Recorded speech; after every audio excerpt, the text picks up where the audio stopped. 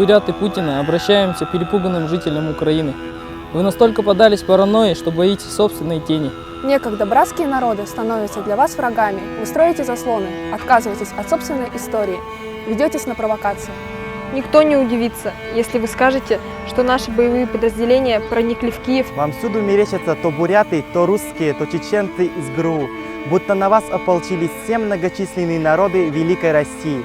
Следующим шагом станет новость о том, что на Украине задержаны хоббиты, посланные Путиным.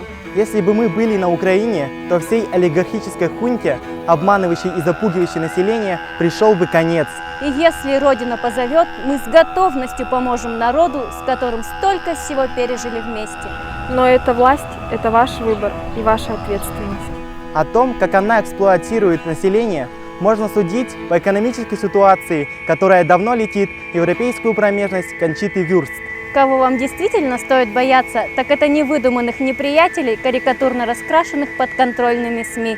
А тех, кто отнял у вас страну, свобода которой щедро оплачена жизнями миллионов бурят, русских, чеченцев, украинцев, белорусов и многих других народов Советского Союза в Великой Отечественной войне.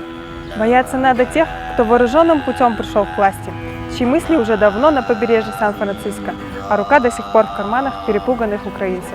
«Куй продаст», говорили древние римляне. Кому выгодно? России точно не выгоден разрыв миллионов экономических и семейных связей. России нужен сильный и самостоятельный сосед. Мы искренне поддерживаем народу Украины, но принимать решение нужно вам.